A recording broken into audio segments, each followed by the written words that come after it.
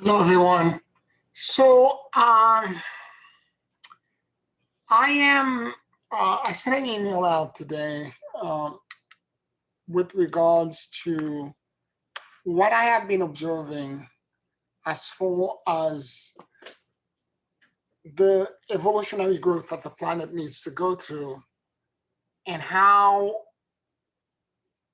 it had been foreseen. For 6 years now, I have been receiving channeling predictions, information about all the changes that are occurring right now. And at the time of these connections, there was a part of me, the human part of me, that thought that everyone will accuse me of fear mongering. Because these things are often not about happily ever after. Although the channelings were not negative, they were warning, they were predictions.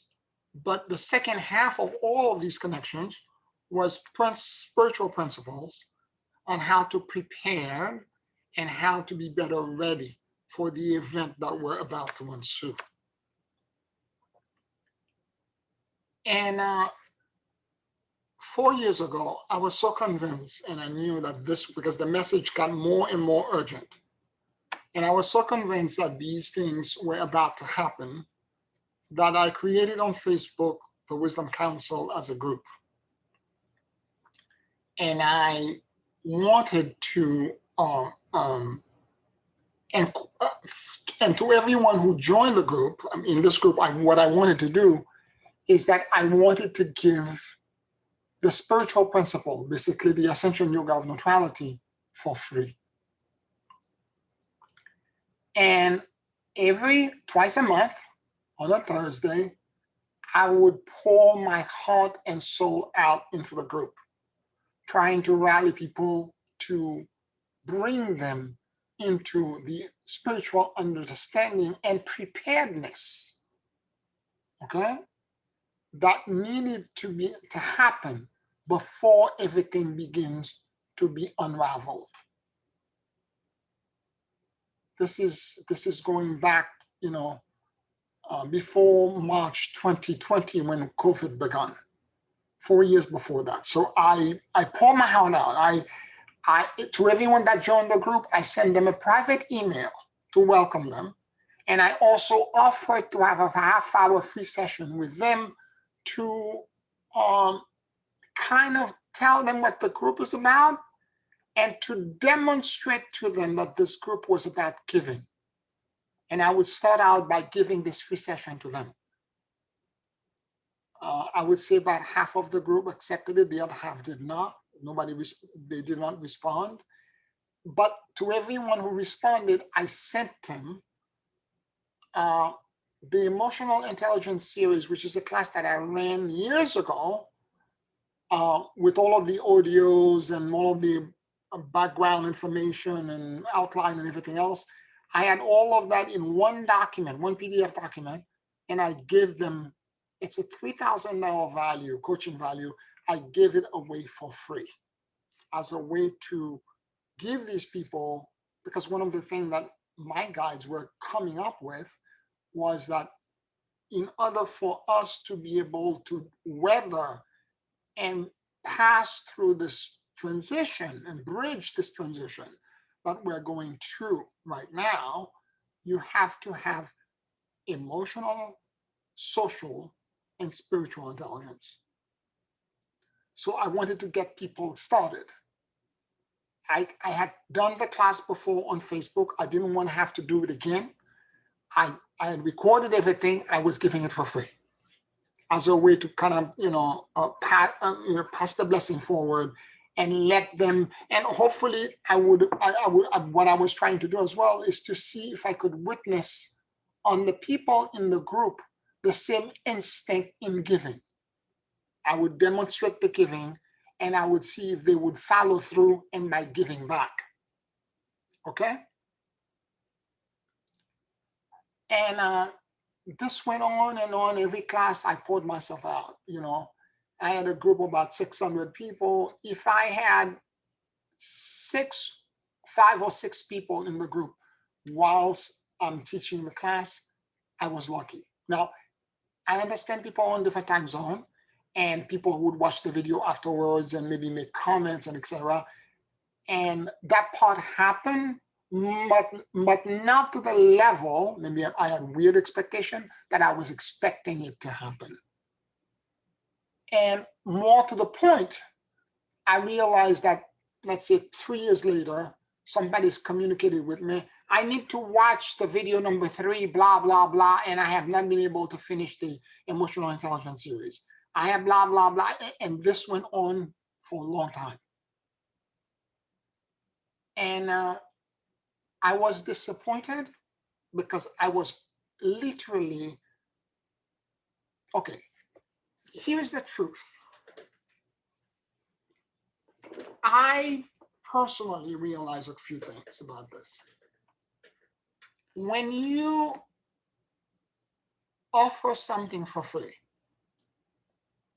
it takes a certain kind of soul to really accept the gift and understand the worth and the value that you're giving. I'm not saying that everyone in the group was ungrateful. That is not true. But I would say the vast majority of them did not see the worth of it because I didn't put a dollar value attached to what I was giving them. And the reason I didn't put a dollar value is because what I was giving for free was priceless.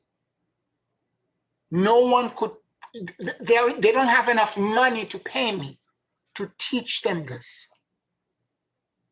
Because I am giving them cutting edge technology, things that no one on the planet has to help them basically thrive at a time when chaos is ensuing all around the world.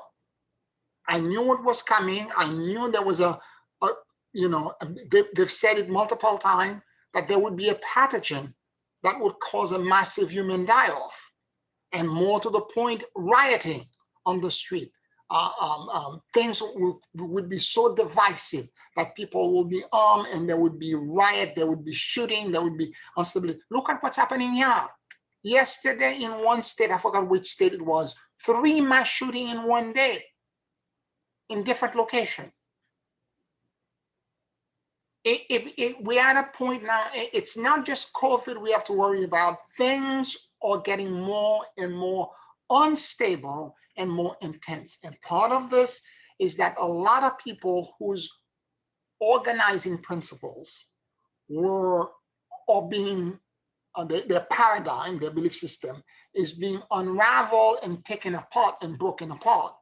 And they become so emotionally fragile that they are now armed, and they are, because attack is a way of trying to regain control over what you've already lost control over. So a lot of these people are reacting to the fact that they've lost control, and they're getting violent. I just saw them just minutes ago that the police is after this active manhunt right now. A man in Oregon who killed 3 separate murders. I don't mean to bring this to try to scare you, but I'm saying that these things I foresaw. When I saw the Capitol riot and everybody was on the step of, and they're trying to breach the Capitol, this I foresaw, I saw this. And this is the emotion, and of course there's a whole slew of emotions that are connected to which side of this, the whole thing that you're in, you belong to, and I don't want to debate the political part of it, but the divisiveness and the bifurcation of you either this side or that side, that's the thing that I foresaw. And they talked about this, and that neither of them are the true path to the new earth. It's not the real bridge. It's a polemic. It's something that's setting up. It's the balance of the scale. And the third path is the path to the new earth.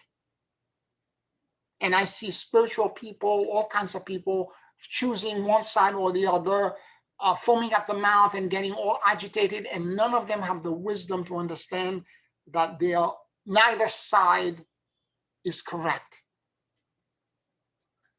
There exists something else, and it's that something else we should be focusing on.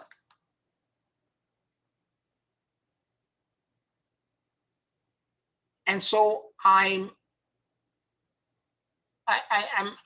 kind of like, as I said, disappointed in the group. I had to stop because the effort was not.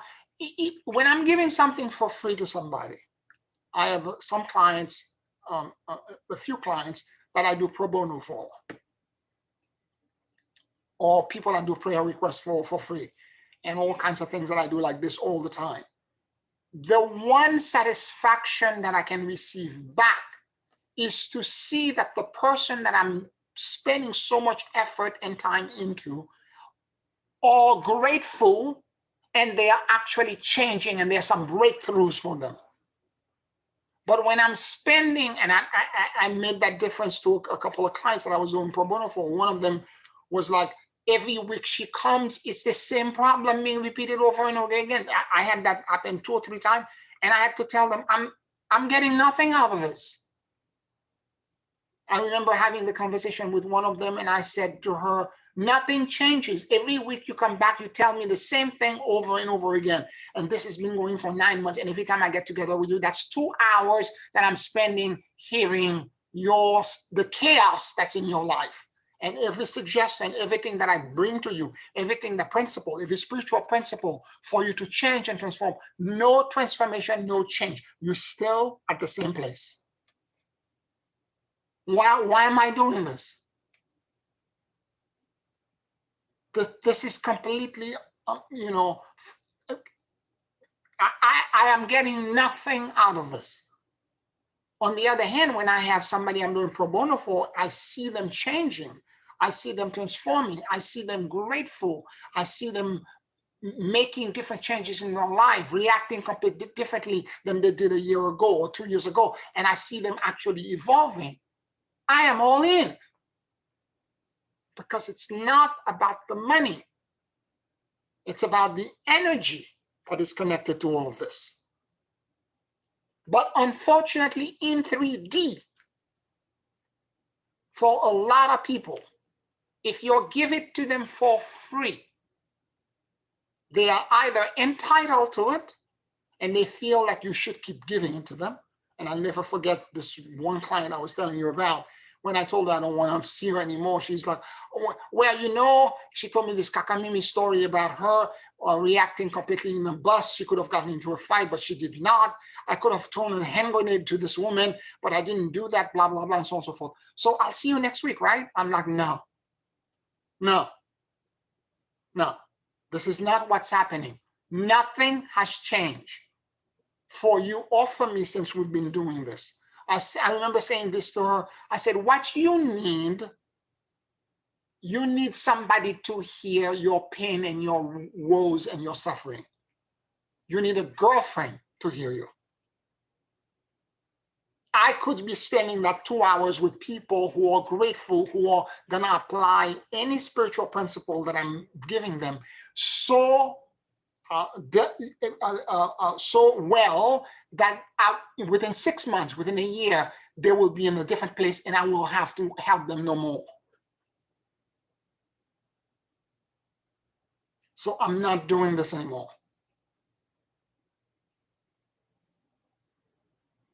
In the world, unfortunately, there are people whose concerns, and particularly when you're giving it for free, they think that what you're teaching has no value. And there is a sense of, it doesn't matter how much energetically you're shifting them, you're that or the other, they think there is no value in it. And they are, because if they have not spent money out of their pocket for it, it has no worth. So as I said, I'm not at all, what's the word? I learned a valuable lesson. which is that I'm not doing any other training for free anymore. Because these people, the lesson that I learned is that worth and value for average human being is connected to how much money they have spent. I remember taking this training with these coaches, and they were talking about same training, level of training that they gave to people where they had asked them to pay a stipend, as opposed to the people they asked to pay, $15,000 for the same training. The people that spend that amount of money, that high value money, there was no complaint. They applied all the principle, everything was done, and they shifted somewhere else. The people who paid the minimal, like a stipend, they are the ones that were the most complicated, the most difficult, that had the most, they were the most combative in applying the principles. And this says a lot about how we have been, and it shouldn't be. It should be you would think that if you're presenting light to the world, the light should be visible, and it should the worth and the value of the light should speak for itself. Unfortunately for us, the worth that we attach to things is connected to money. And that was a very deep and valuable. It took me 4 years, but I learned it. And so in the Wisdom Council, I'm not doing free training no more. Whatever videos are there, people can go back on the thread and listen to them and do whatever they want with them, but I'm not doing any more things for free. Because it demonstrates to me that people are not ready and prepared to understand the true worth. And as I said, I don't know any other school. And I've been around the block, and I studied with a A-class teacher, okay? And I know what I'm teaching eclipsed him. What I'm downloading eclipsed him. And it's not because he was not, if he was alive, he would not be able to get it, but he was in a different time and space. 2004, he left this planet. He was in a different time and space. We are living in a different world now. And the principle and everything else that I'm teaching, he probably would have gotten them as well, but he's not there. I'm the one that's receiving it. And I'm willing to share it with anyone, but I have to share it in a very different way than what I originally anticipated. And then for me, it was like, I'm going to give it for free. And then somehow, if they see the value in it, they will donate back to me, because I had the Gaiaville project, which is a not-for-profit I have connected to the website. And my hope is that they would donate to the website, and they would donate to the not-for-profit, and the flow would be created by people feeling, small donations, but feeling that they had to give something back for what they were receiving. I received for the 4 years $25. This is the truth now. $25. To tell you how entitled people can be. And I'm not blaming one person. It was an experiment. It was a way for me to learn, and I learned some valuable lessons. Now, it turns out that every principle that I was teaching in that group, including the emotional intelligence series, including everything else, and I know what they all did, because they all were talking about the same thing. Once they passed I think it was the 4th training, which was about experience in fear and how to manage fear, the moment they got to this, everybody dropped and stopped watching the videos. And it's a damn shame. It's a complete damn shame, because these people who have not done the training right now are struggling to all of these unusual paradigm shifting events that are taking place here, in this country, around the world, all these climate change things, all these political and social things that are happening, all of these mass shootings. that are happening around our country that are like, there is a plethora of these uh, um, um, um, um, um,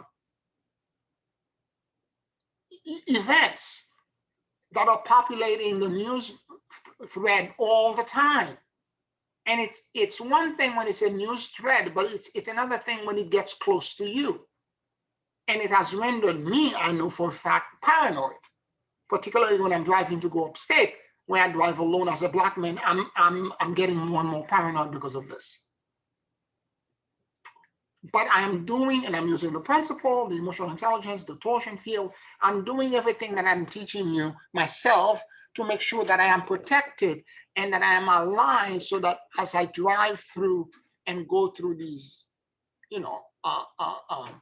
different locations, that at least that spirit can shelter me and protect me and move me away from whatever danger that may exist. If I were to confront or cross, if my path were to cross with one of these crazy events that are happening around the world at this moment. Now, I want to also warn you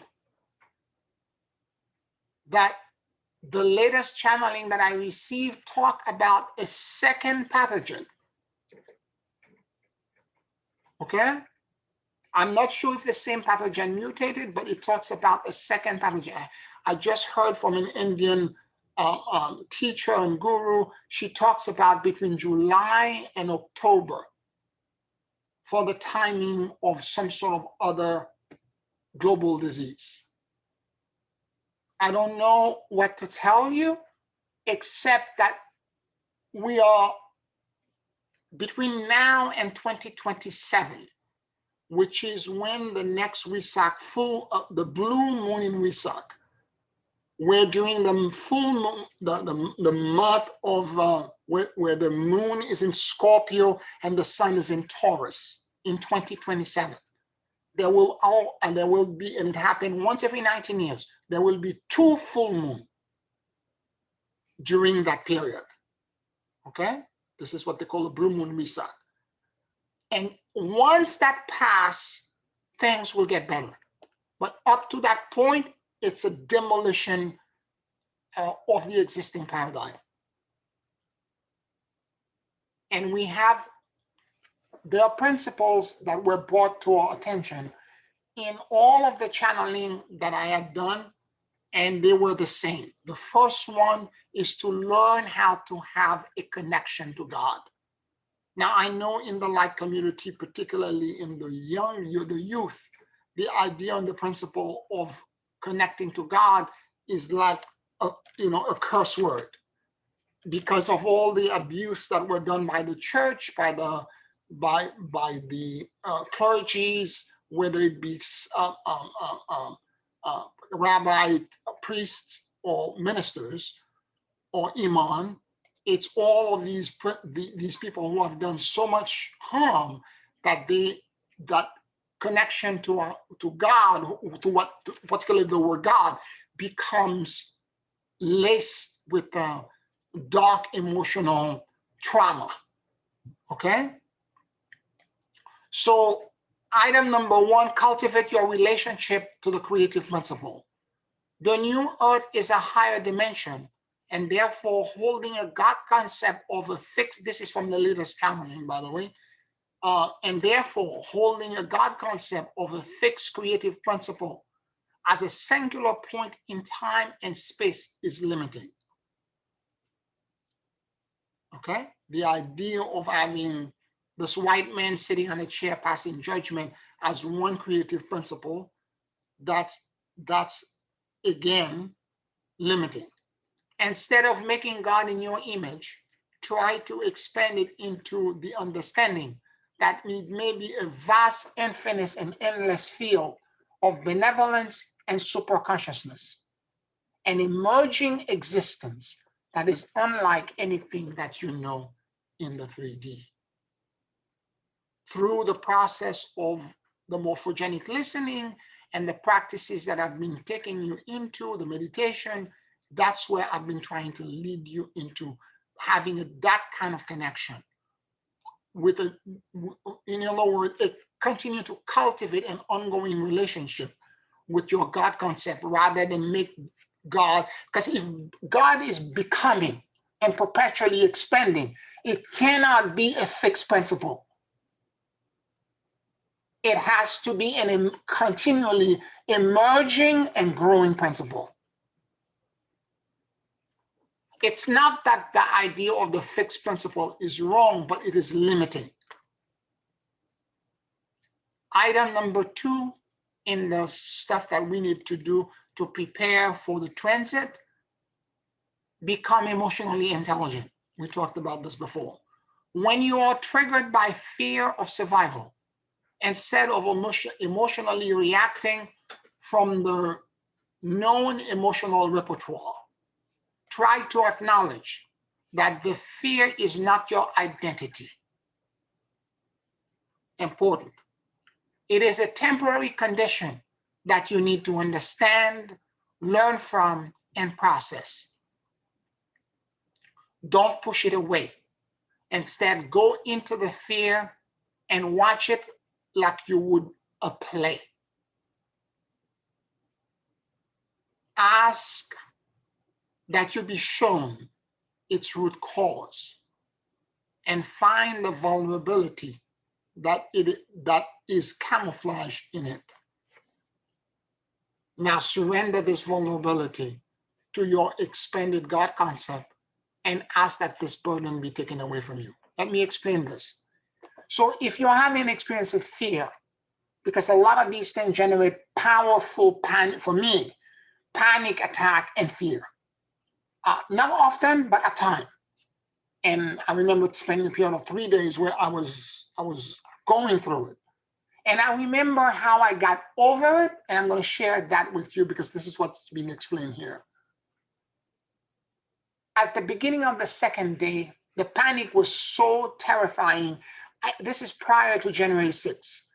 I remember every little noise, the dog barking in the hallway, the UPS man coming to deliver a box, the superintendent mopping the floor in the hallway, the people in the backyard in the garden apartment doing something. Everything triggered me to the point that I thought people had guns and they were ready to shoot me. And I remember my consciousness and my mind was so highly overactivated that at the beginning of the second day, I remember saying to myself, okay, you've been happy before. What's going on right now is a moment in time. You're having an emotional response that is a moment in time. You're not going to exist in that state for the rest of your days. You need to separate yourself from the emotional reaction. You need to detach from it. And that was the first step toward me gaining control. Okay? And the second thing that I had to do is that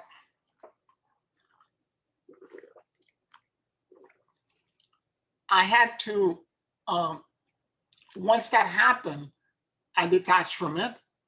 I had to say to myself, okay, is this coming from me? Meaning,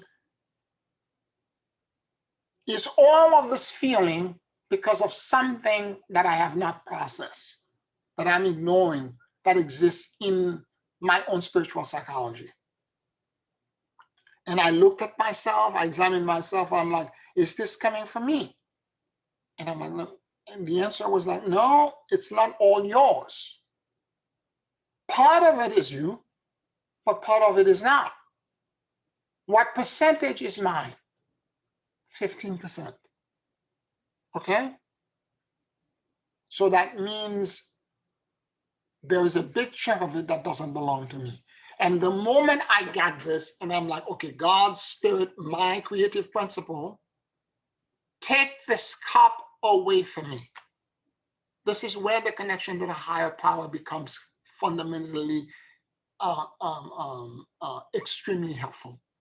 The moment I ask God to take it away, my understanding of this vast and immense field of super consciousness, I took a deep breath and I surrender what was not mine out with the breath control, the universal breath. The moment I did this, it lifted for me. But I was not done, because the next piece for me was, what part of this? There's a 15% that's mine. What is the weakness in my spiritual psychology that has caused me to echo what was brewing in the collective unconscious of America? I resonated at some point with this, and this is why I'm experiencing this. So the part that's mine helped me understand this lesson. Let me see what part of my spiritual psychology is the weak point, so that I will, and if I apply myself and learn from it and do the necessary repairs, I will not have to repeat this again.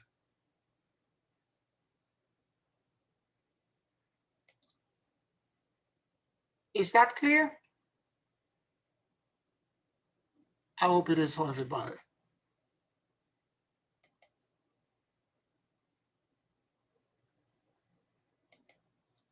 Okay.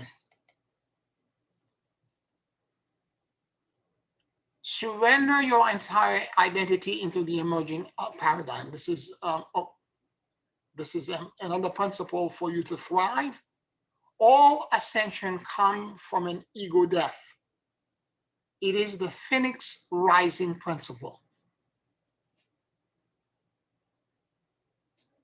I'm going to read that again. All ascension comes from an ego death. It is the phoenix rising principle. The death and the rebirth into a new existence. For you to evolve into a higher dimension, you have to let go of who and what you think you are. You have to become unattached to everything that exists in your life and embrace this great emptiness and luminosity that is beyond the known. It is in that vast unknown and emerging space that the new earth exists. You cannot intellectually find the new earth. You can only feel your way into it. And this is a very important point, that in order for us, I remember the Dalai Lama in the introduction to the Tibetan Book of the Dead described the same state as saying it is the absence of existence and self-identity. It is the absence of existence as we know it, and the absence of all identity. Everything that you think you are is nothing more than an part of your illusionary body. What the Buddhists are calling you part of your illusionary body. It's Maya, it's an illusion. Because what you really are is a multidimensional being. But the awareness of that identity can only occur when you have completely dismantled all connection you have to the 3D reality. Your identity, if you think you're a mother, you think you're the provider, you think you're the teacher, you think you're the student, you think you're the whatever it is that you think, it's the deconstruction of all of it. And then and you have to present yourself as a new being rising and moving into something else. And it's that something else, that emerging something else, that has to activate, and this is where you, again, when we're doing the morphogenic listening, what we're doing is that we're surrendering ourselves completely into and basically numbing all of our five senses, and we are simply allowing ourselves to be in a state of receptivity to this vast and immense something that may initially appear to you as a field of nothing. The analogy I often use is the surrender into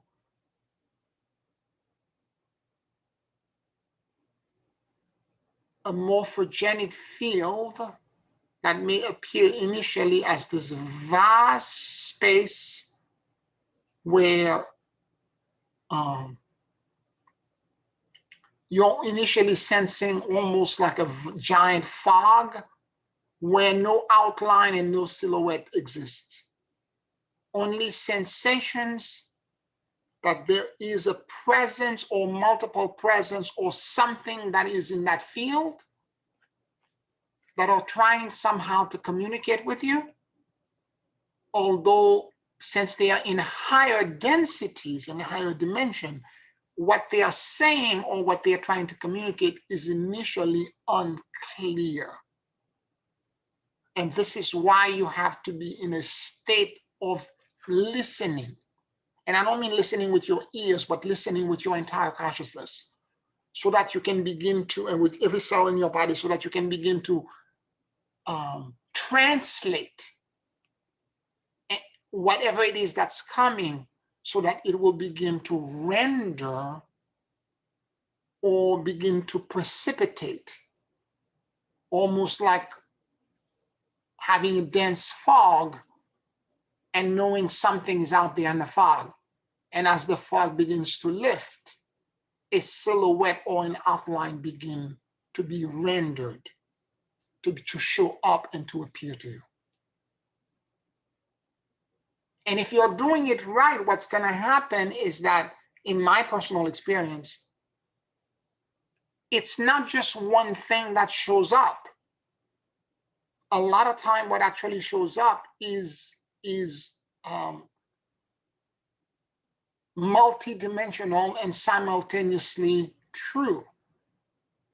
Yet at the same time, it may appear as opposite to each other.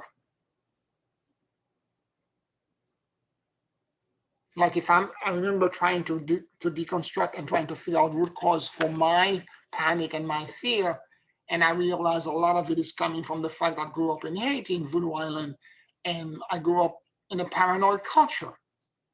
And my mother, being a single mother, was always overbearing and protective, highly protective. I couldn't go on vacation. I couldn't go anywhere. Everybody was doing all kinds of things, but we couldn't do it. I couldn't eat food from anyone because my mother was always afraid for us.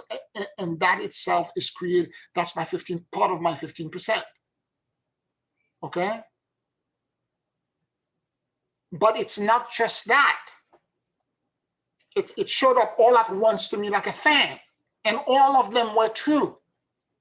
Some of it was connected to the principle that every human being is using in 3D, which is survival. And that survival has to do with us incessantly scanning and looking for danger.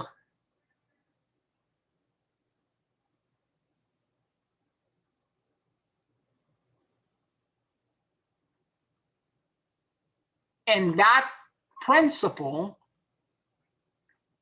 again, the survival, implies that, and so first there was the scanning and the danger, but there is also other core things that are connected to survival. And one of the other core things that connects to it is not just danger, but it's also about hoarding.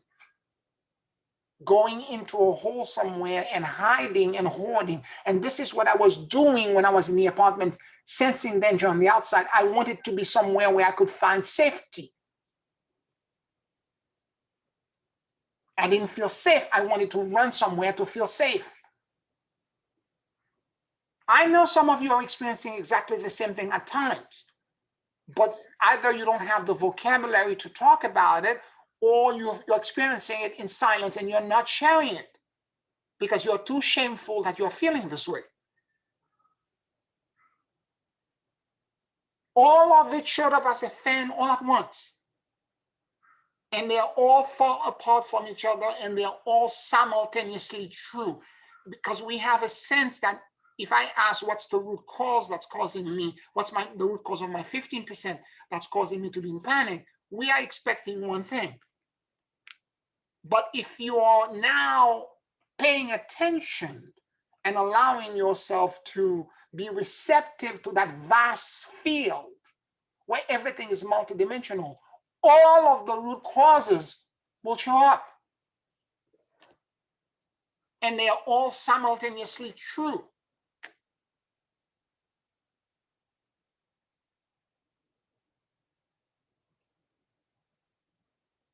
It's not one thing. One cause, one effect. It's much more complex than that.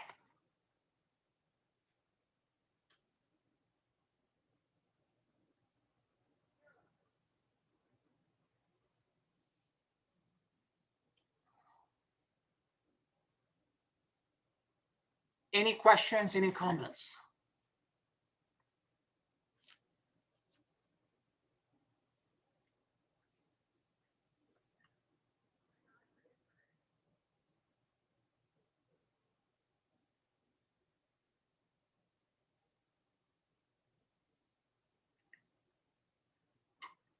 I know that some of you in private have reached out to me where you're beginning to realize that, again, because you're, and I don't mean to characterize that my audience is not following what I'm saying and they are all failures. That's not what I'm trying to say. I'm saying that there is a segment of the population that are not, that are entitled, and are expecting for free, and are not giving worth and value to the golden principles that I'm giving to them, that I was giving to them for free.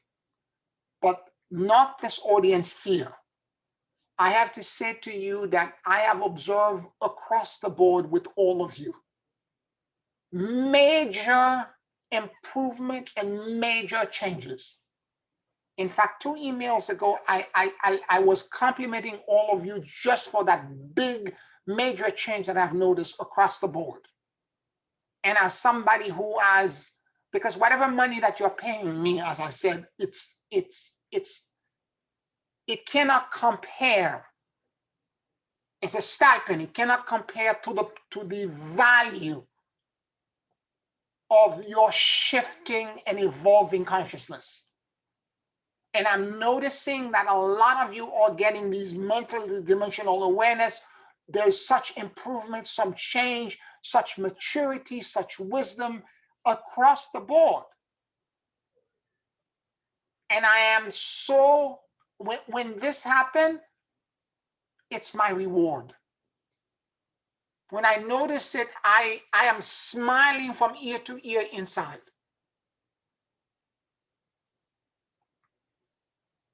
Because I realize the past 15 years of work, that's the reward, to see that your students are actually getting it and they're applying the principle. And more importantly, they're echoing your words back to you, but not just as lip service, but as learned and transformational principle and changes.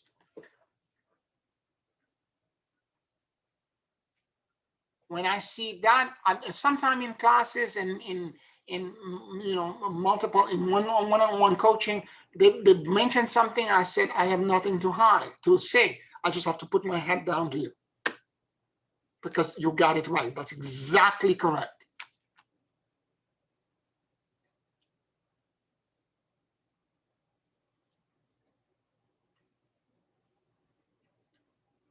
Many of you have achieved that level of maturity because you're allowing, the morphogenic awareness is there, you're applying the principle, It's not every once in a while. We all stumble, including me. And I teach by bringing my failures and my successes to you.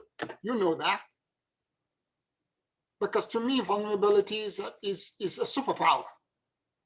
If you can learn by my mistake, by grace, then that's a great principle. So every time I see that you're learning and you're evolving and you're bringing something to the table and you're adding, it's just, I'm in awe. I'm like, this is it. This is exactly what's supposed to happen. And there will come a point where you will be the teacher and you will have your own circle of influence.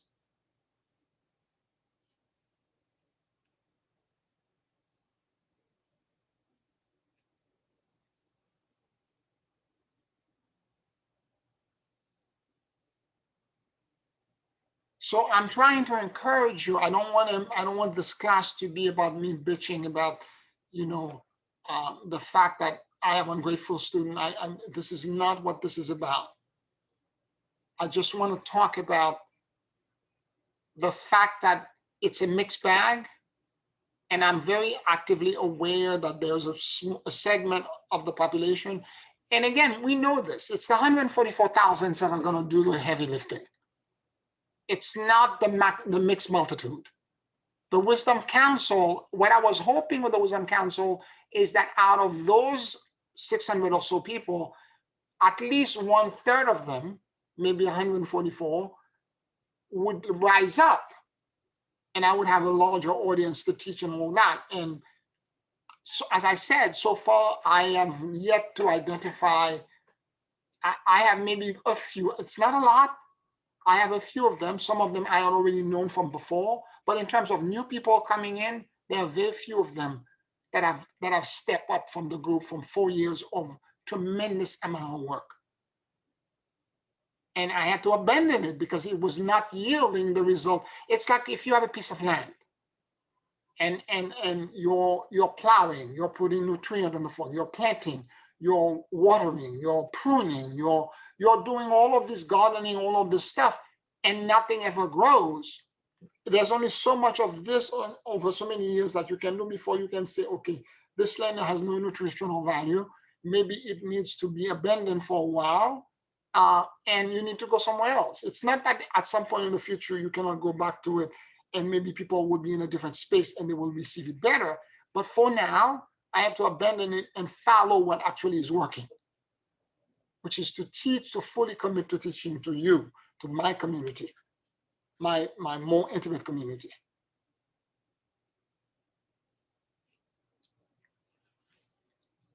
And as I said, a lot of you are going through some major breakthroughs. Part of it also is the fact that many of you are listening to the channeling and to the principle that I'm teaching, but more to the point, the outside world, the mirror, is reflecting to you your own shadow.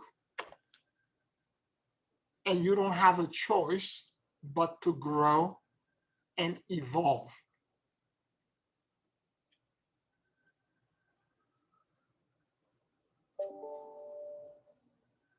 Okay, because that's bottom line. This is what this is about, is to actually grow and evolve.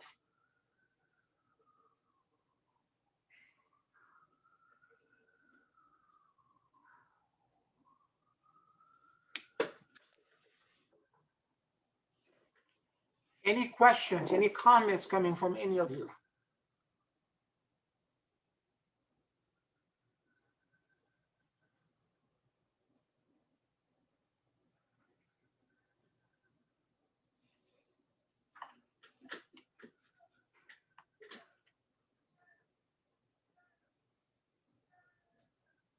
I know that many of you have, over the past few years, have faced some rather deep and profound challenges.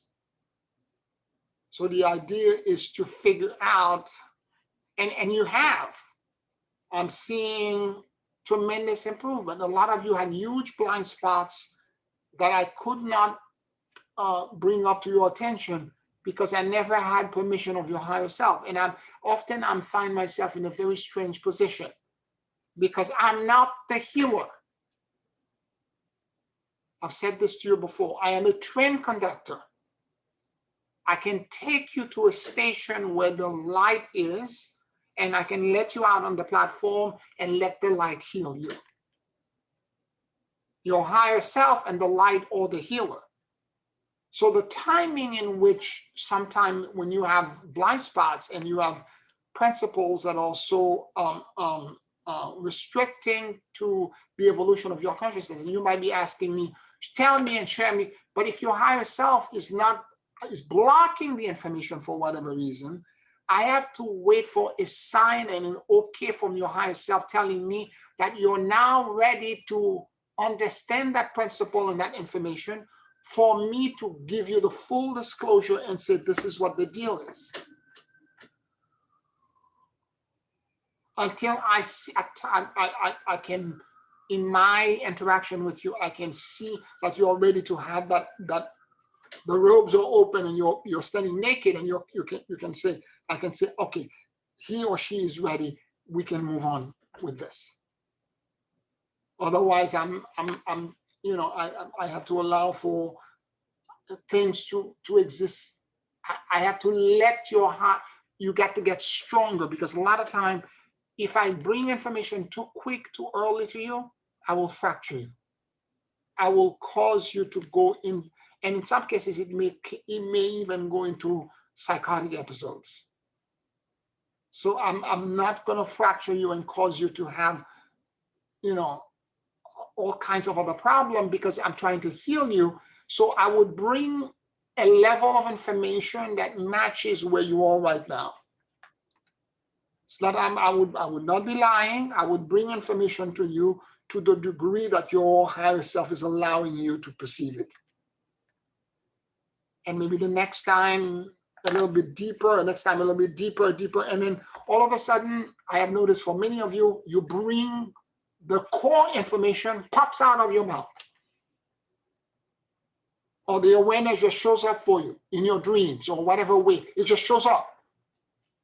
And at that moment, I can become completely transparent with you and say, okay, this is what this dream or what this awareness that you just got, this insight, that's the download you just received, this is what it is, this is about.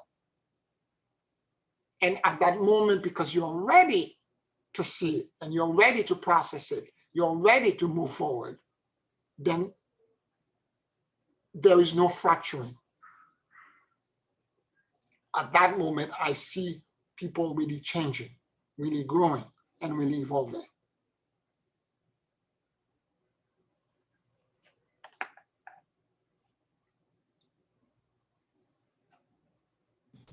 Pierre? Yes. I just want to say you certainly are on target with everything you said. And I just want to say, the only thing I can say is how grateful I am to you.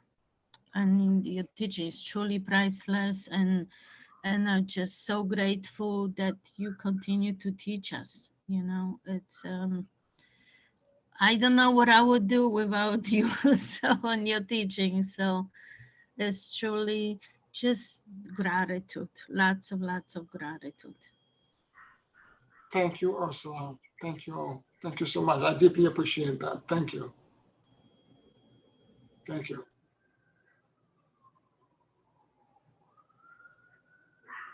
Anybody else?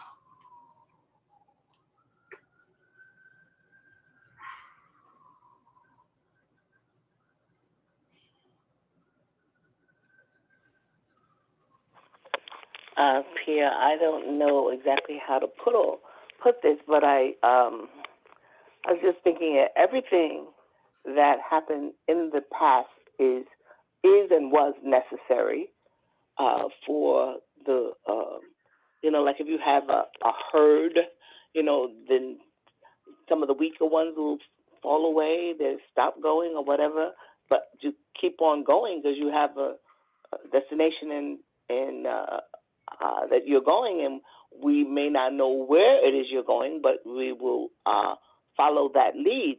And so at this point, it's like, preaching to the choir. Everybody that is here because they have resolved to do that, because they know within their own self that this is the right thing for them to do for their own soul growth.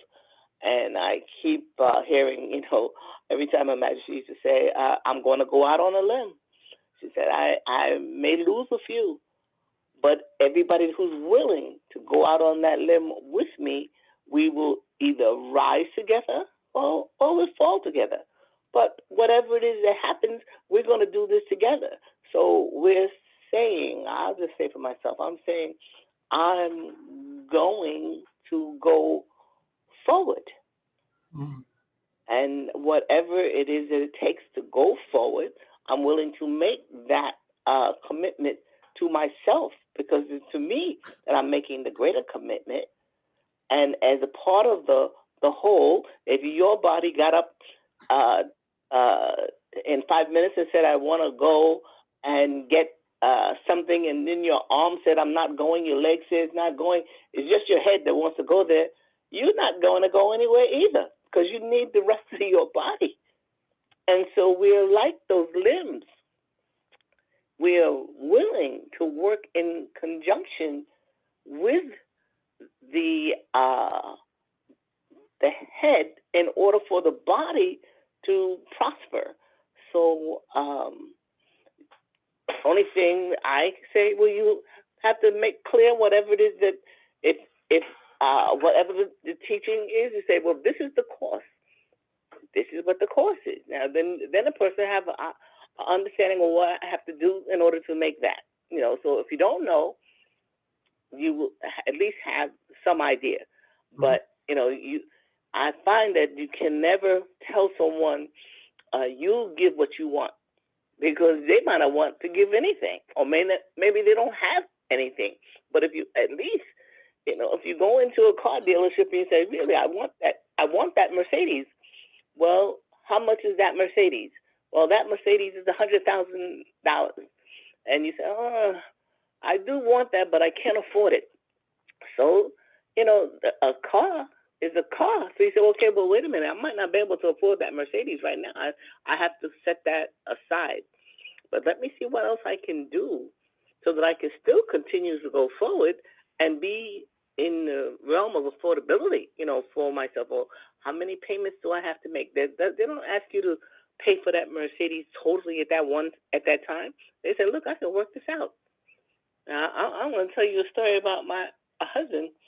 He went to the Mercedes dealership in 1994 in August, when they had just released the model for the following year. They released the 95. And he told that guy he wanted that car, and the man asked him how was he going to pay for it. He created the craziest lease agreement that you ever heard of. I asked him, and I said, how did you get this car? Because he drove home with the car that same day. I said, how did you get this? We're scrimping and saving and trying to do other things, and I'm telling you, a Mercedes was not on the list. But this was something that he decided that he wanted to do. He said, my father is a zillionaire. I said, yeah, but your father didn't give you the money. So your father might be a zillionaire, but your father didn't give you the money. He said, nope. He said, but I told the man I will give him $600 a month. I said, for how many years? Next 50 years? But he came home with that Mercedes because he found a way to afford what it was that he wanted. So when you really want something, you find a way to afford it, to get it in the way that you will be able to manage whatever it costs. And, when you count the cost, you count the cost in your time, your energy, your commitment. That's the cost. The real cost is not whatever dollar amount that you put here, but is the real cost is in the energetic exchange that you make with the other person. But I say, I want this. So I'm going to make that commitment of my time Mhm. I'm going to make that commitment, even with my enthusiasm, because that's a spiritual thing. Mhm. And you do it. So I think that as you're talking, I'm saying, okay, tell me now. I heard everything you said. What is the plan? What is the next step that you have been led to make? What is that next step? Lay that out Mhm. so I know what it is that I'm committing myself to do. Mhm. Mhm. Because everything that has happened in the past was necessary. And if you say one with God is the majority, then you don't have to worry about numbers. You have more than one. Mhm. You have more than one already. So don't forget about those numbers. Those numbers, you plant the seed, let God give the increase. And God knows exactly what's going on and exactly how many people are here and what that commitment is, and sees a plan further than what you see when you're counting the numbers. Don't count no numbers. Don't worry about that. Yeah. Thank you, Celia. Thank you for that. Thank you. Mm-hmm. One of the things that's a weakness in me is that I don't know how to sell, because there's a part of me that feels that for me to keep promoting myself, because I know a lot of people, other teachers, they're constantly putting dollar amount in front of everything. That one is a da value, that one is this, that one is that. This is not who I am.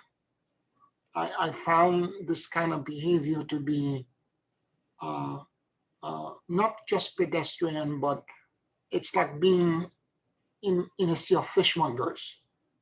Mm-hmm. You know, like an open market back in the Caribbean where everybody's screaming at you like 2 for $5, uh, 3 for $5, that kind of things. And I found this to be extremely uncomfortable, particularly when I'm giving principles that are beyond the scope of a financial transaction. There is an exchange for it, but the exchange is more a deeper spiritual commitment.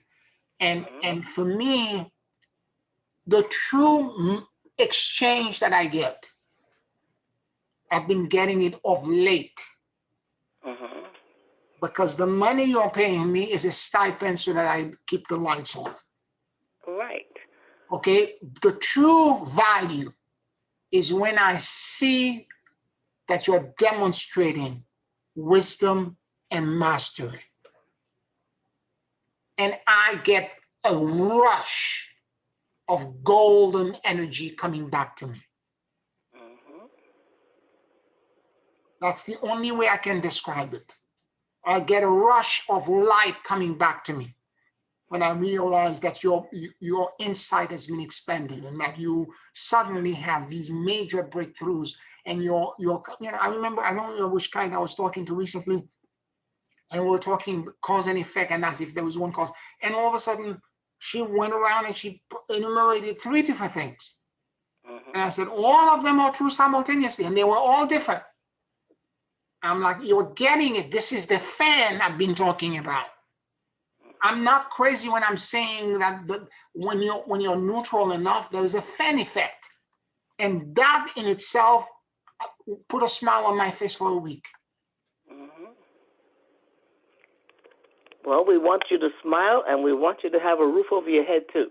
Yes, absolutely, absolutely. So if you put because I've seen you put a bowl there, and the room will be filled with people, and there will be nothing in the bowl, and I'm like, what's going on? Because somebody didn't tell you to put something in the bowl. You don't do that. Yep. So then you have to have somebody who says, look, I'm keeping the books. If it's $20, it's $20. Yep. Put the $20 in the bowl. Yep. And it's as simple as that. You just have to tell people, hey, this is what it costs. Yep. And if you want to say, I got to keep my lights on too, because the marriage made in heaven still has to be lived on earth. Yep. You still have to provide for this clay body even though we're working on transmuting it into light. Yep. So we have to be as real as that. Absolutely. I have I'll just say, a gentleman friend who said, "Oh, I would love to come and see you." I said, "Really?" He said, "Yes." He said, "But I can't afford the toll." I said, "You can't afford the toll to cross the bridge?" He said, "I can't afford the toll." I said, "Well, then you really don't want to see me. If you can't pay the toll to come across the bridge, what you coming for? Because I don't plan to take care of you. I have a rule. I don't take care of no men over 5 years old. And so if I didn't born you, don't expect to come here and put your feet under my table, because unless you bring in something to put on the table." Yep. I'm too old for that. The toll is $17. You can't afford to, was it $15 or something like that? You can't. Okay, all right. I don't know his business. Yeah. So it's just that some people's story never change. Yes. It never changed. And I know this person for a long time. Their story never changed. I said, so when do you think that you're 80 years old now and you don't have you can't cross the bridge? When do you think you're going to be able to cross the bridge? I'm not moving to the city. Well, what's the story? But anyway, that's just the way things are. So I don't need that company, because to me, that somebody else is looking for a home.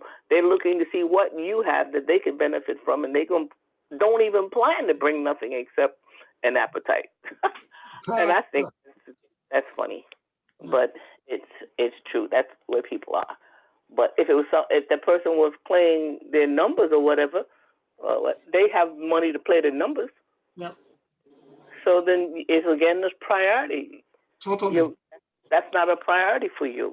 Totally. Because something that is a priority for you, you make a way to do it. Absolutely. I agree with you. I totally agree with you. Yes. So the people that you have on this call right this minute have already committed themselves. Other than that, they will be doing something else. They're looking at something on TV, having an espresso, drinking a martini, whatever. But they wouldn't be on this call at 7:14 on Sunday, June 20th. They will have already found something else to do. So if your ear is on this call, then you could say, I am not even talking to you. I'm just talking about something that happened in the past. Okay, this is what I want to do. This is where Spirit is leading me. This is what I want to do in preparation. This is the material I want you to have, so that you and I will be on the same page and understanding what it is that I'm talking, that I don't have to go back. I can't teach you to read while I'm asking you to read. No, you have to learn how to read and then come to class. Yeah. I cannot teach you to read and then give you the material. No, this is the material, and you already know how to read. So now this is what I'm expecting you to do, so that we can have an intelligent and an inspiring exchange of information and wisdom. Other than that, I don't have time, and I know everybody else. I can barely say I can speak for everybody else. They don't have time for someone who's not even listening. They don't have time for that. No. So all I say is either do whatever you have to do and move forward, or move away. Go forward or go step aside. We're coming through. This information is coming through like a train. It's coming through. Either you get on board or you get run over. And I'm going to stop talking because I see myself getting excited.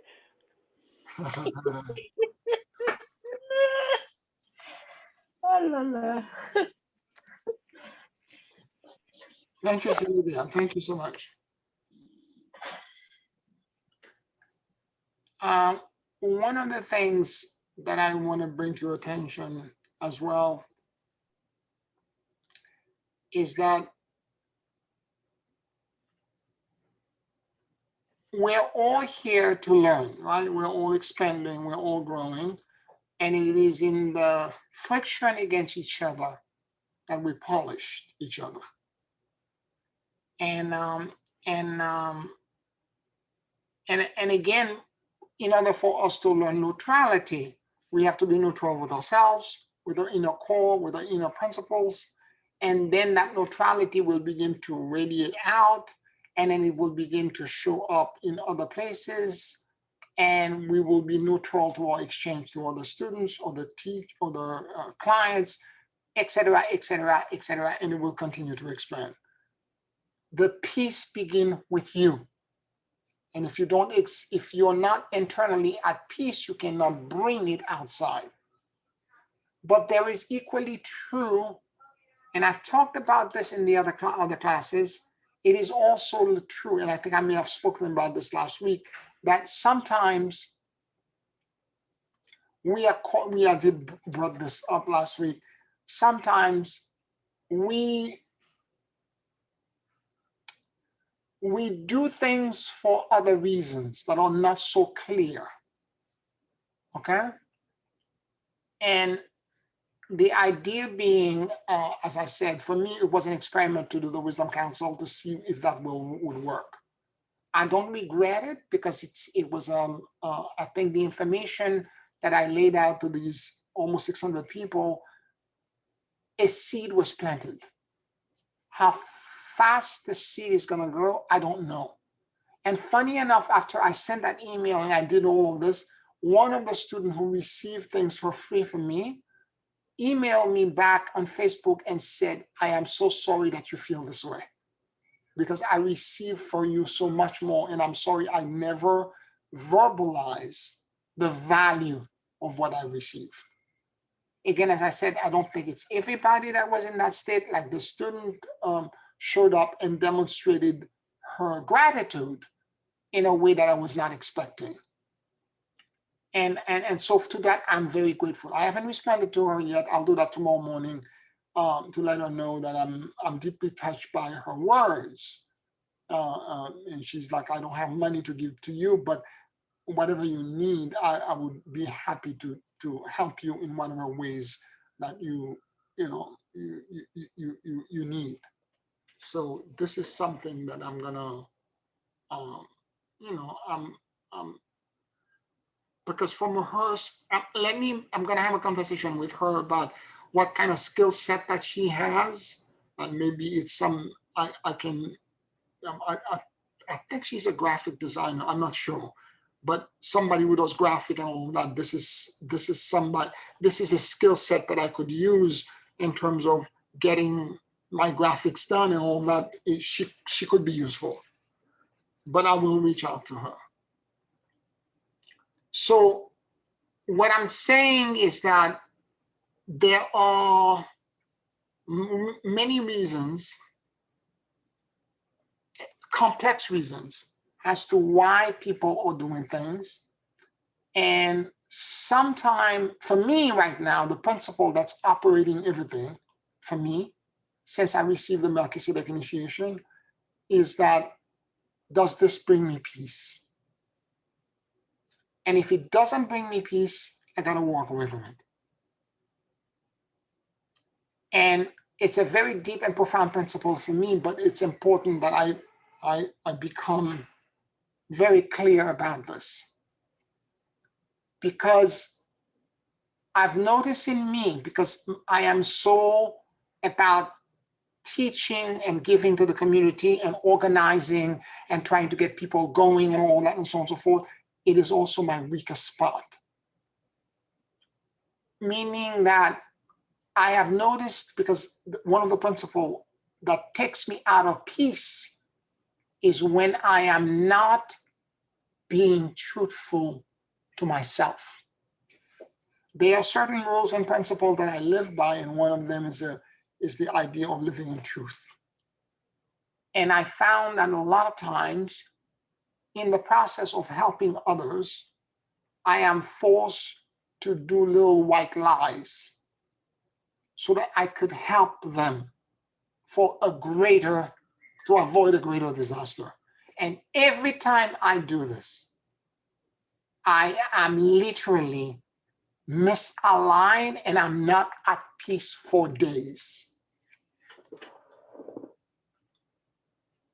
And I want you to think about activities that you have, whether it is in work-related environment, where you're asked to do things that are not exactly kosher, whether it is friends and family members that are asking you to help them with that or the other that are slightly off margin. For me, where I am after this initiation, I have to be in truth. And I don't mean that I'm going to be square and everything is by the book, by the book, by the book, because there are sense of omission and sense of commission. There are times where there are things that the information I can't say. I've already told you about the fact that when I'm with a client, I have to wait for the higher self to be ready before I disclose certain things. So I understand that principle more. But as I said, I've been challenged since COVID about doing certain things in order to help others that are slight change from the margin, but that are fundamentally misaligning me. And I have to get back to my principle of being in truth. Because in that is my peace.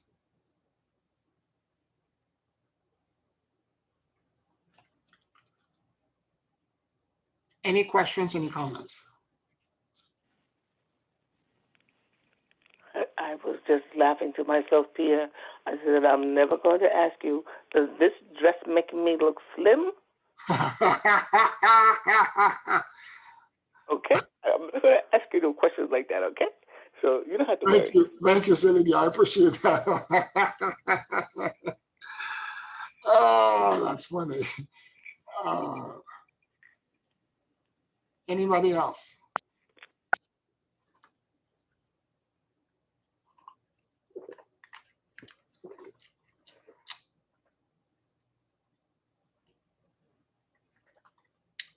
All right, let us take a 5-minute break, and when we return, we'll do our closing meditation.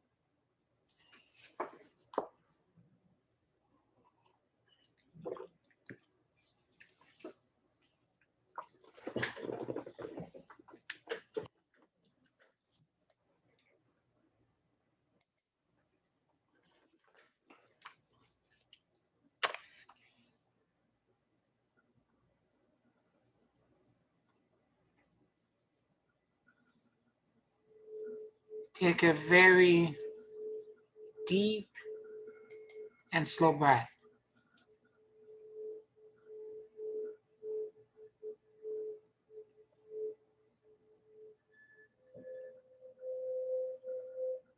And as you inhale and exhale deeply and slowly,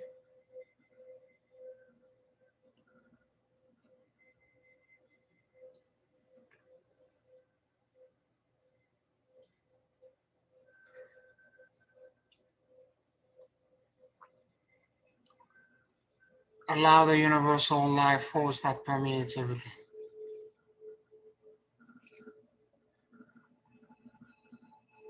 to enter into your lungs.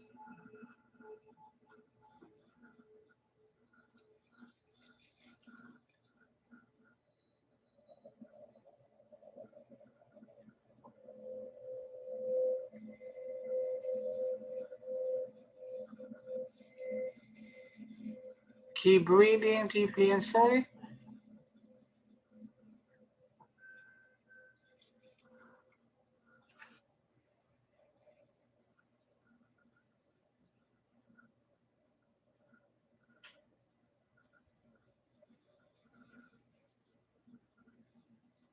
And let your soul and your awareness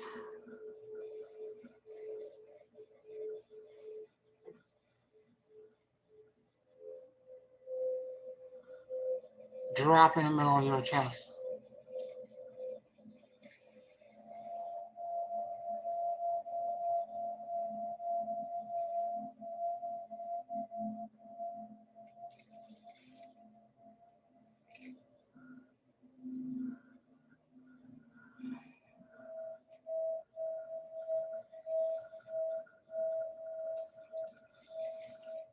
Please forgive me.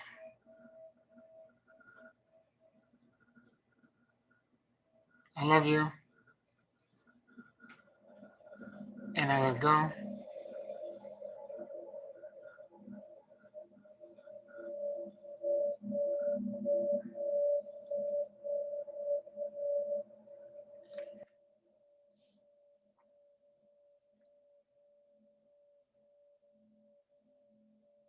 Please forgive me.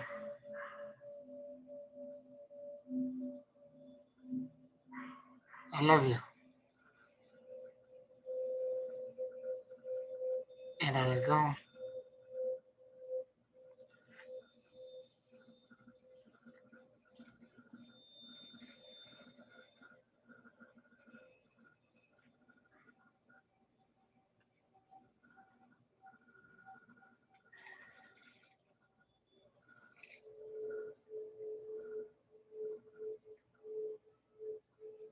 Let your mind and your heart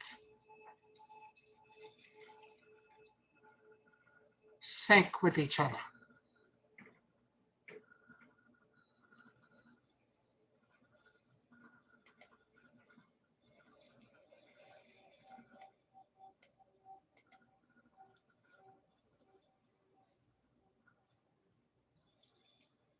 Keep breathing deeply and slowly.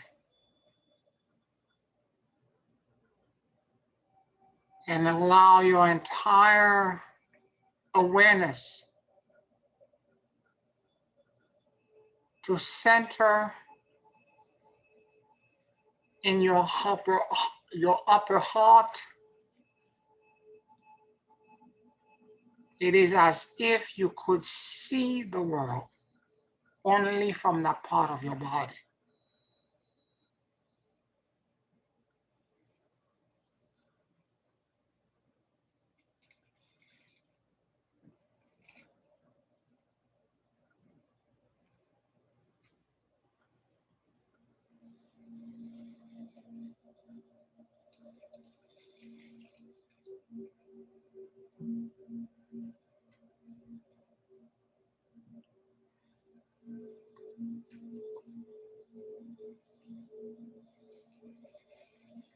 Keep breathing deeply and slowly.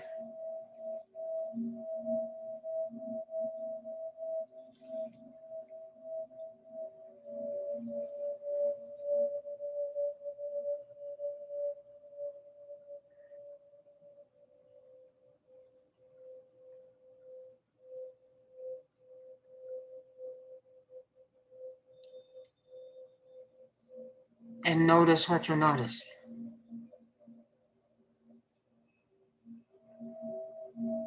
Allow yourself to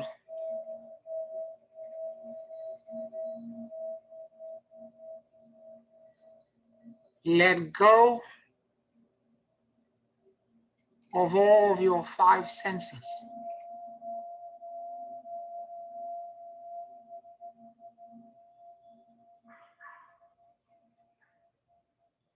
As you keep breathing deeply and slowly.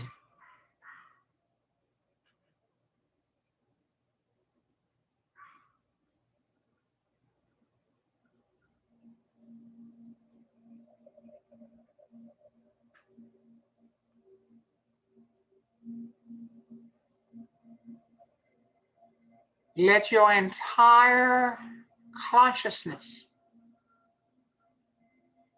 and all the 50 trillion cells that exist in your body to become receptive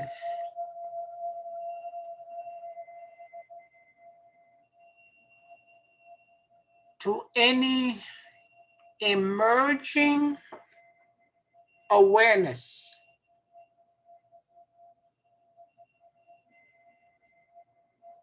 sensations, perceptions, feelings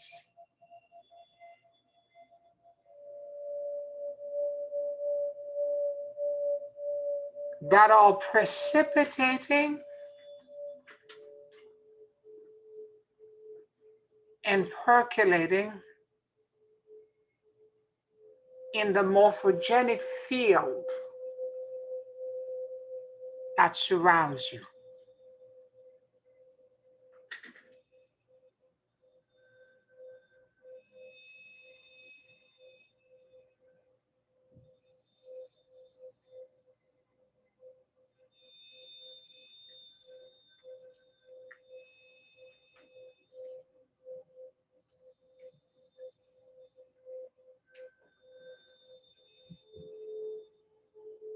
Become aware of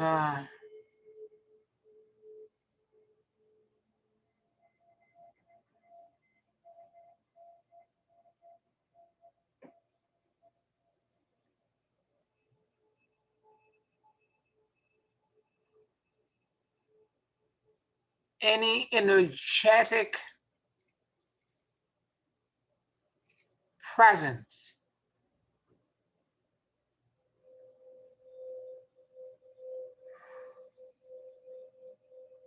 that exists in the higher densities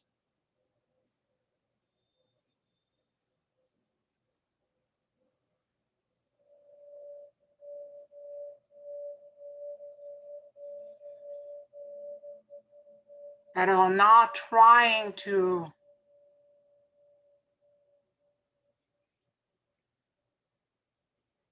create an imprint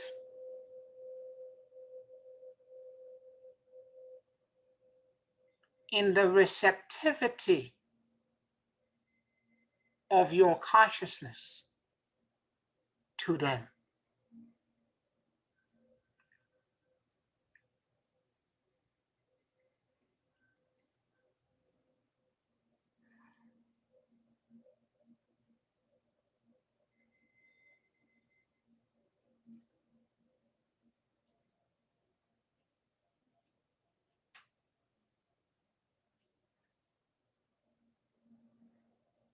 What am I not seeing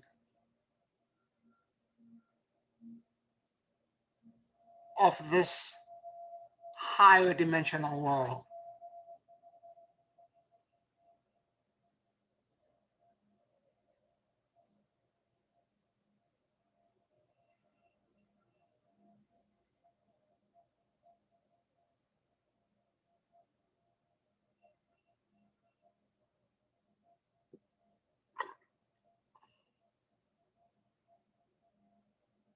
What am I blinded to?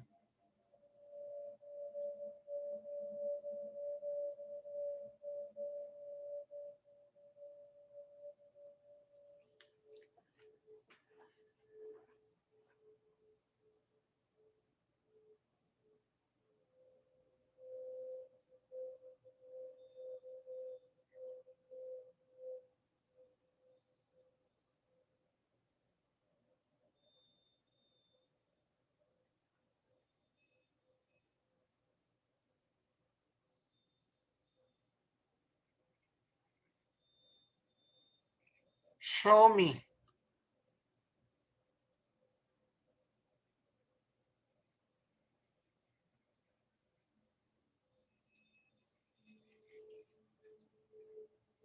What I am not perceiving.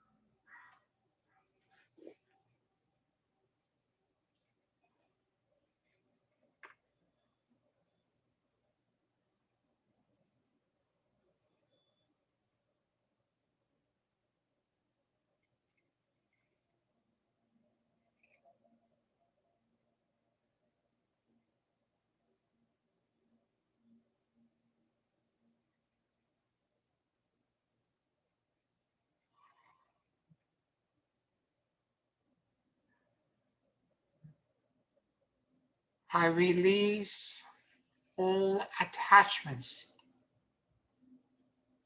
fears, and control.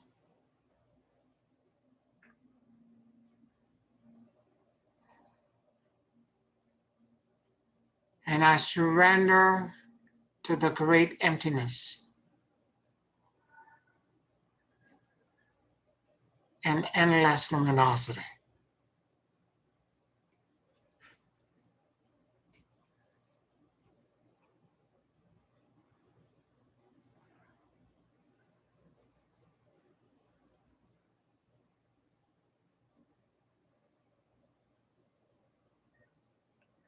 I release all attachments, fears, and control.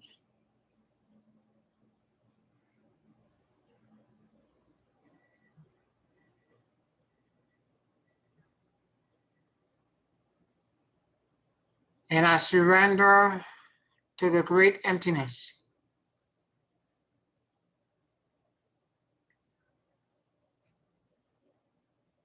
and endless luminosity.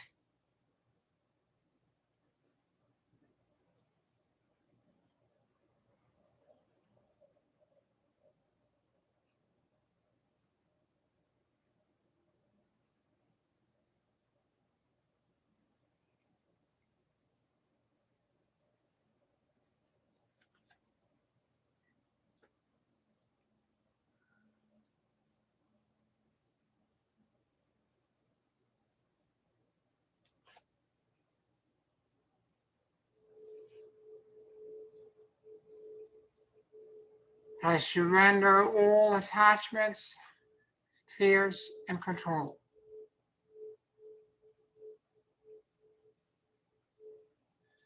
And I surrender to the great emptiness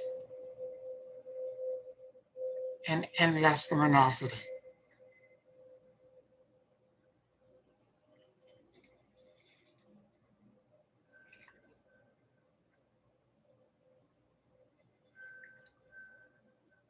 In the vast continents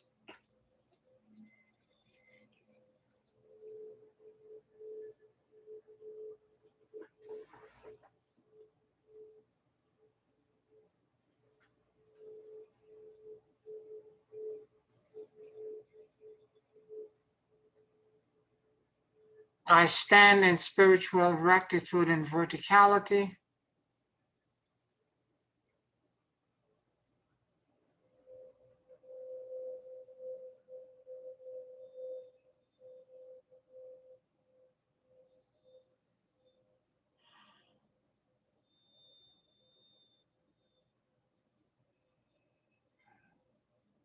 And I surrender my entire ego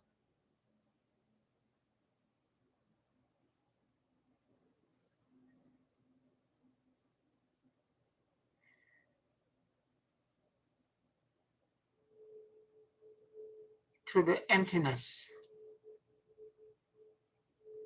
to the blessed field.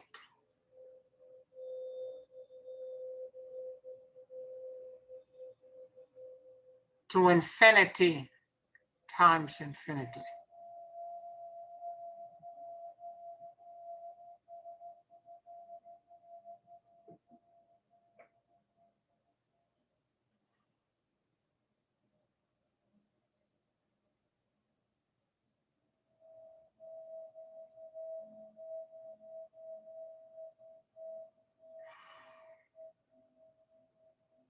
Let any fears,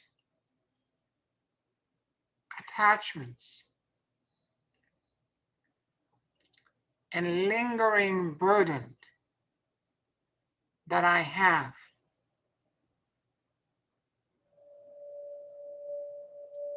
be brought into this vastness and infinitude.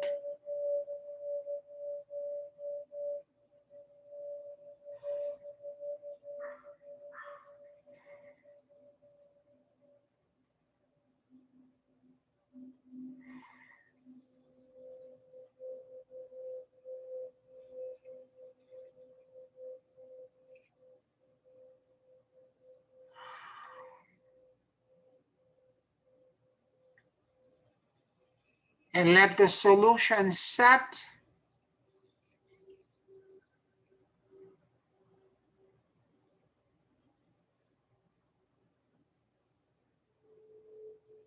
the instantaneous and miraculous repair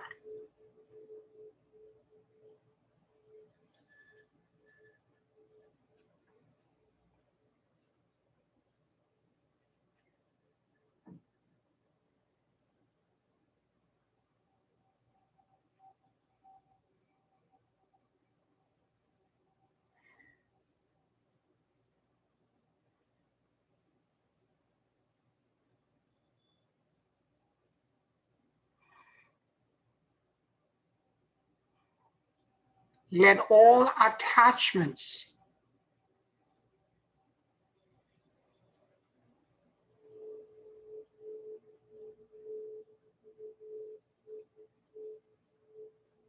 to places, people, and things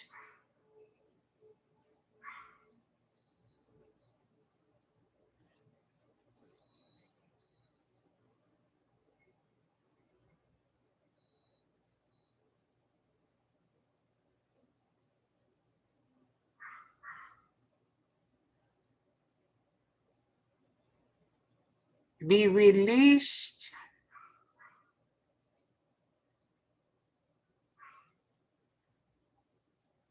into this blessed field.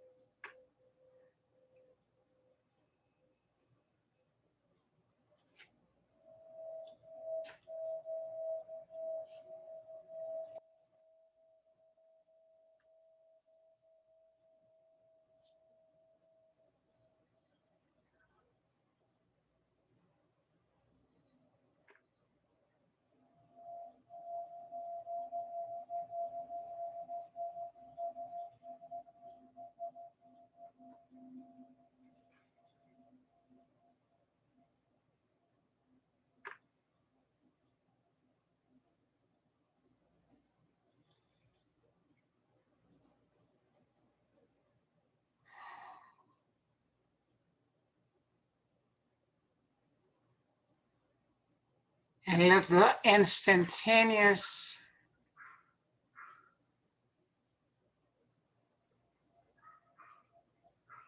transformational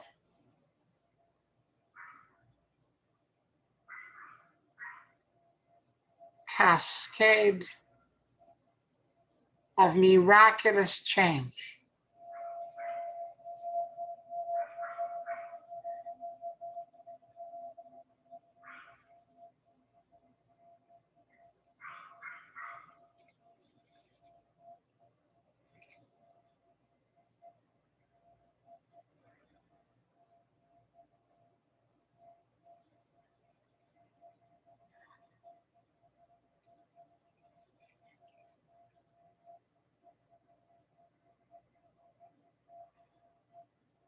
ground into your entire being and consciousness.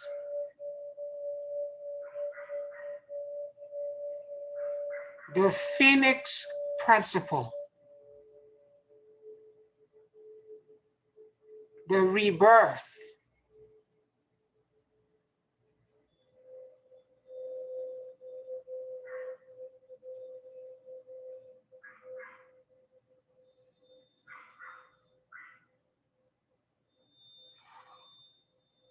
into your light body.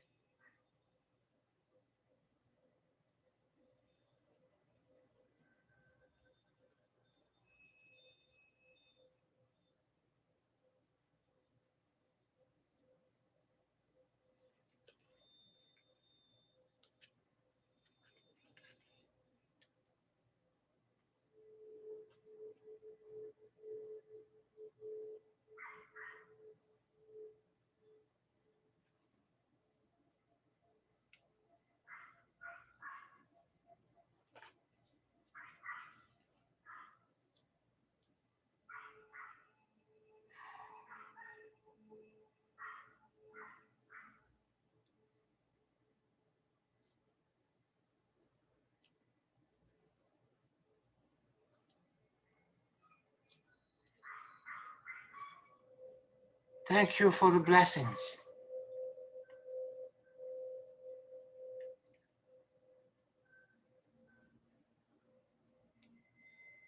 I accept the gifts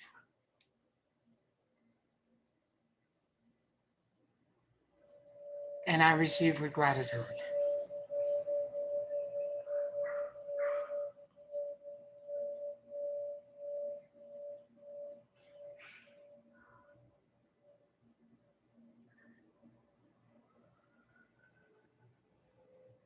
Thank you for the blessings.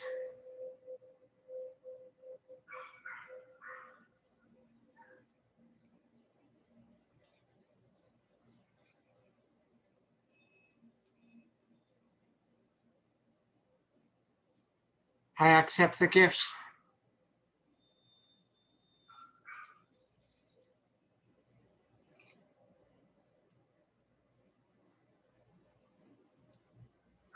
and I receive with gratitude.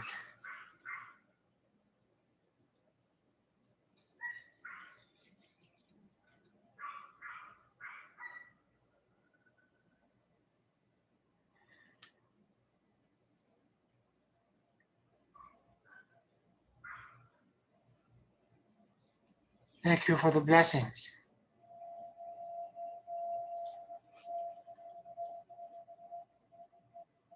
I accept the gifts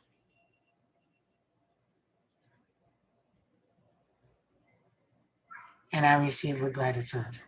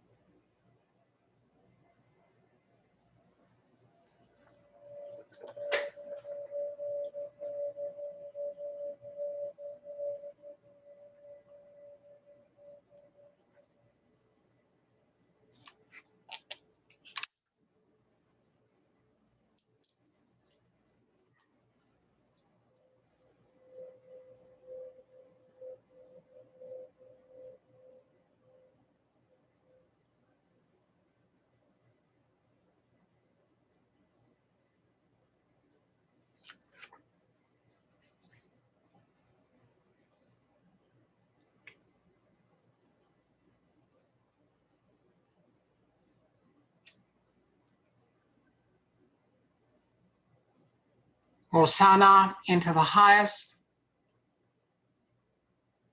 Hosanna into the highest.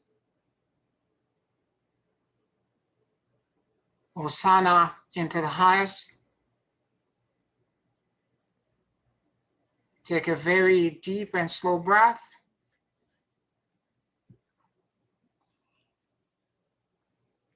And whenever you are ready,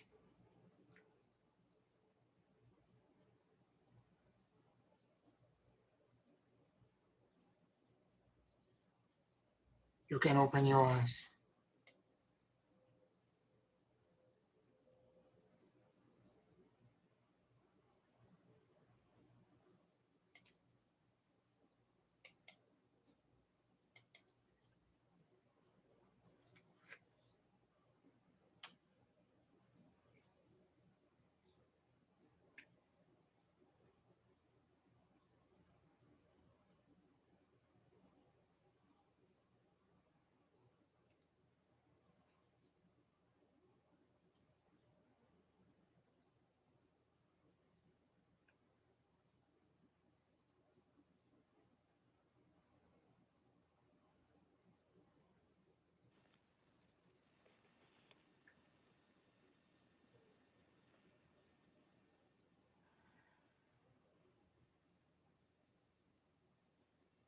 How you all feeling?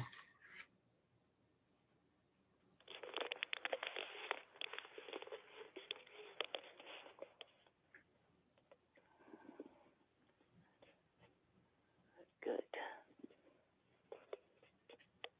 Excellent.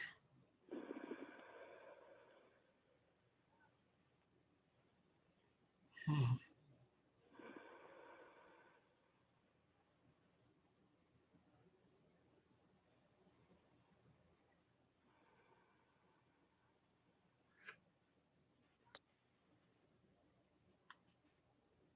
Thanks, Pierre, so much.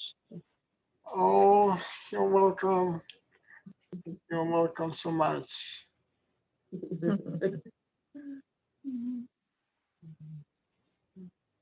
All right, I'm looking at the time. I'm gonna let you all go. Thank you for a beautiful class, for co-creating and holding space for me. I wanna wish you all a happy Father's Day, which is today's day. Today is Father's Day. As a daddy of all of you, I'm saying happy Father's Day to me. And I will talk to you all next week. Thank you. Thank you. Good night, all. Bye. Good night. Good night, everyone. Good night. Good night, everyone.